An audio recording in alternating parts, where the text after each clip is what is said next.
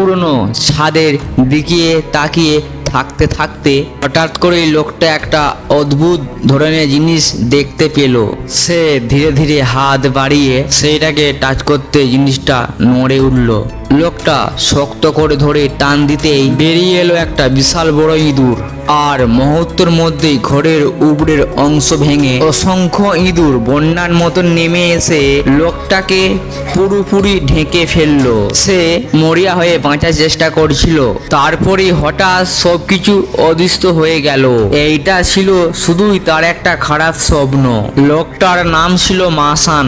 সে ছিল কবর পাহারা দেওয়ার কাজের লোক। কবর আর সমাধির ধারে নিচে লুকিয়ে থাকে পৃথিবীর সবচেয়ে দামি গুপ্তধন। একসময় ধনী কিংবা সাধু সাধারণ মানুষ সবাইকে দাফন করা হতো মূল্যবান কিন্তু জিনিসপত্র সহ।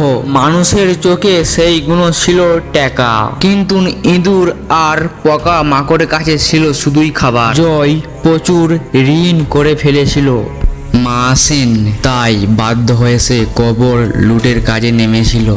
একদিন দুই তরুণী কবরচোর একটি 19 বছরের মেয়ের কবর খুলতে আসে, কিন্তু কবরের ম্যানেজার মান্টিন তাদের ধরে ফেলে এবং অস্ত্র দেখিয়ে তাদেরকে ভয় দেখায়।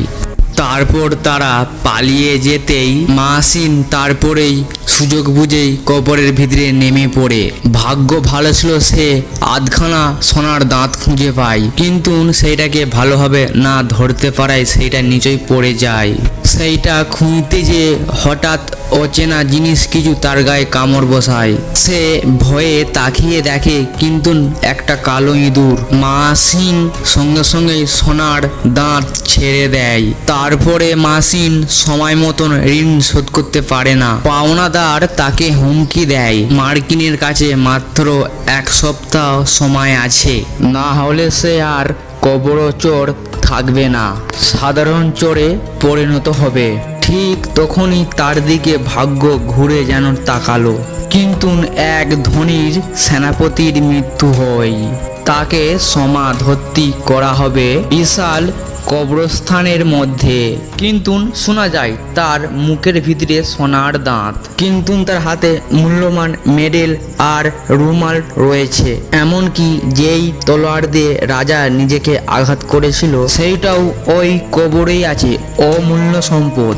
সব শুনেই মাসিনের অজান্তেই মুখে হাসি ফুটে ওঠে, কিন্তু হঠাৎ করে তার সামনে এসে দাঁড়ায় সেনাপতির বউ। কিন্তু মার্সিন নিজেকে কবর রক্ষক হিসেবে পরিচয় দেয় এবং বলে সে সেনাপতির শেষ সম্মান রক্ষা করবে নিজের হাতে। দাফনের দিন মাসিন নিজের হাতে মহিলার হাতে কোদাল তুলে দেয়। কবরের উপরেই মাটি ফেলতে মাসিন তাড়াতাড়ি কাজ চালু করে। কিছুক্ষণের মধ্যেই কবরস্থান খুলে যায়, কিন্তু ভিতরেই কিছুই নেই। হঠাৎ করেই পেছন থেকে শব্দ আসে।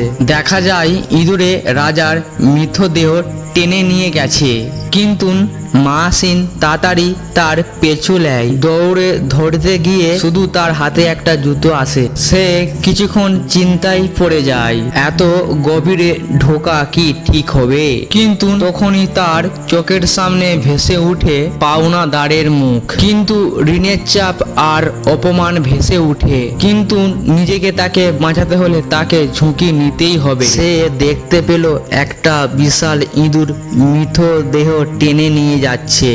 মাসিন সেই অন্ধকার সুরুমে ঢুকে পড়ল। সে ভিতরে ঢুকে বুঝতে পারল এই সুড়ঙ্গগুলো কোনো সাধারণ ইঁদুরের কাজ নয়। হঠাৎ করে একটা গাছের ডাল তার কপালে আটকে যায়। সে জোরে টান দিতেই মাটিতে ধসে পড়ে এবং জীবন্ত কবর হয়ে যায়, কিন্তু তার শ্বাস নিতে খুব কষ্ট হচ্ছিল।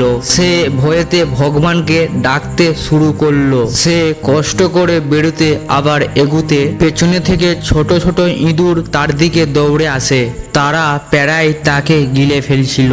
আতঙ্কে মাসিন এলোমেলো গুলি চালাতে শুরু করে, কিন্তু ভুল করে নিজের পায়ের আঙুলে গুলি করে বসে। ঠিক তখনই সামনে সুড়ঙ্গ অন্ধকারে দেখা দেয় বিশাল বড় এক ইঁদুরের রাজা। মাহাসিন লুকিয়ে পড়ে সুযোগ বুঝে গুলি চালায়, কিন্তু ইঁদুরের রাজা ঘুরে আক্রমণ করে তার হাত জখম করে দেয়, কিন্তু তার বন্দুকটাও পড়ে যায়। জীবন বাঁচাতে মার্সিন দৌড়াতে থাকে। হঠাৎ সে গভীর অন্ধকার গর্তের মধ্যে পড়ে যায়। কিছুক্ষণ সেকেন্ড পড়ার পর সে নিচই যে পড়ে, কিন্তু চারপাশে মৃতদেহ আর কঙ্কাল। আতঙ্কে চিৎকার করতে করতে হঠাৎ করেই একটা দামি আংটি খুঁজে পায়। তারপর সে আবিষ্কার করে সে আসলে গুপ্তধন ভরা এক বিশাল জায়গায় এসে পড়েছে।